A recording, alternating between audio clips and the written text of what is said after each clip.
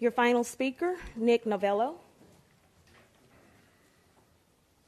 Good morning. My name is Nick Novello. I'm a working Dallas police officer.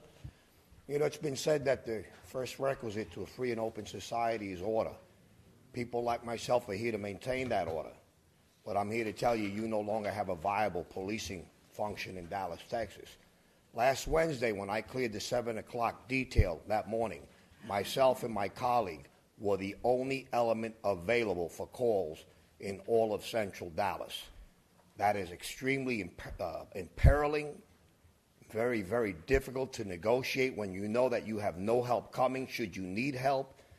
We've been deliberately denuded as a department, police and fire. But let me speak briefly to a dynamic that is occurring that's most troubling. Now we have the internal threat of being threatened with sanctions if we don't perform quicker and faster and more.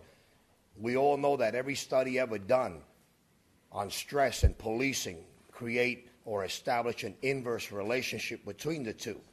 And so we go to work now and we're told you've got to get with it. Let me tell you how bad it's become. When you have a dispatcher that places a priority call in someone's box just to clear the board, that's absolutely disingenuous. It's a subterfuge. It imperils the public. It certainly imperils me and my colleagues. I retire in a few weeks. I've got everything set up to be comfortable, but I'm watching my colleagues carry stress that's going to be life-defining.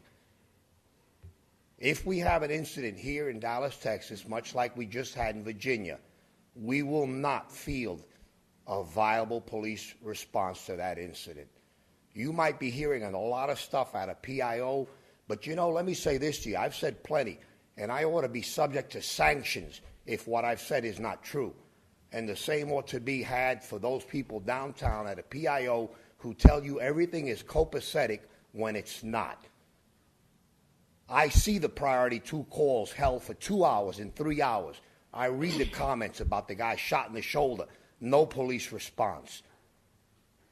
I don't know what this assemblage is hearing, but I submit to you, I came here today to speak, and I have no expectations that anything will change, but I'll say this to you, and having heard the few words I offer, they give you an understanding that now leads to a culpability that comes with not having acted. Personally, if my pay were doubled, I wouldn't stay here now.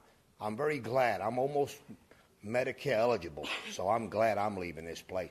I don't have any rancor or hatred for anyone here, but I submit to you, please start identifying the problems and speak to them so we can speak to some viable solutions. We're not having those conversations. Thank you for your time. Thank you. That concludes your morning speakers.